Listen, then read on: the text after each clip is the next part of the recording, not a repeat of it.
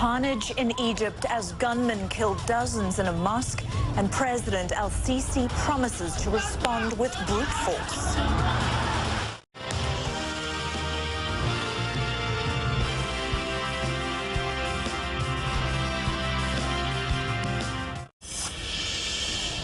Horrific images there. Now, for perspective on this horrifying attack, I'm joined by Jonathan Schanzer at our Washington bureau. He is the Senior Vice President at the Foundation for Defense of Democracies and a former terrorism finance analyst for the United States Treasury. Thank you for being with us, Jonathan. This appears to be a well-planned, well-coordinated attack, exceptionally ruthless.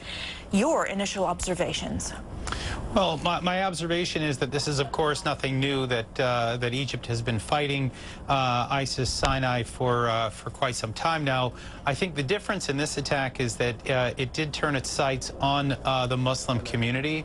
I believe this is the first time that a mosque has been attacked. This is, of course, a Sufi order, so we're talking about generally non-militant Muslims.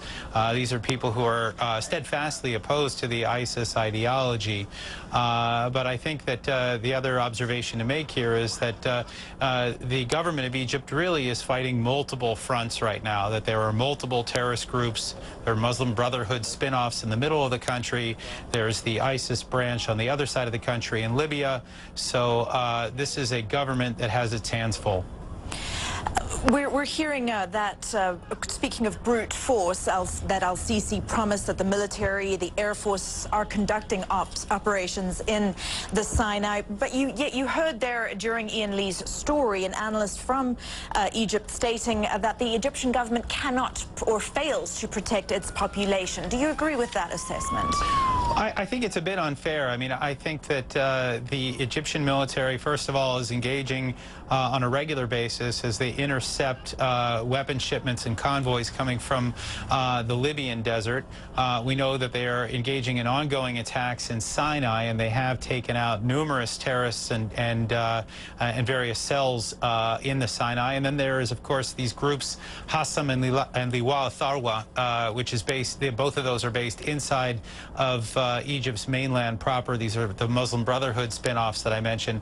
They're constantly engaging in arrests and busts and disrupting the activities of these groups. As we have learned across the Middle East, it is impossible to predict every time a terrorist attack is about to take place.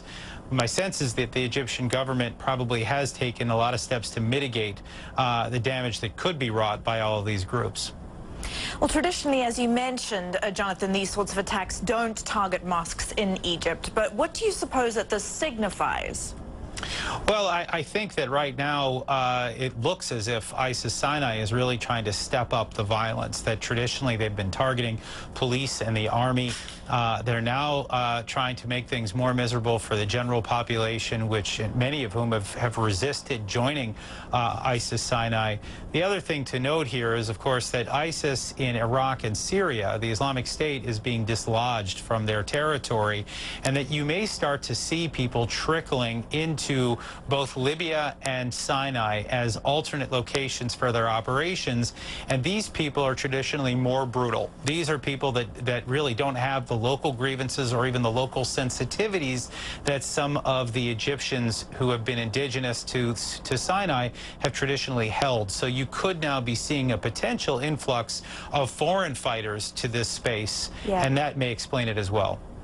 All right, thank you so much, Jonathan Schanzer, live for us there from Washington, D.C.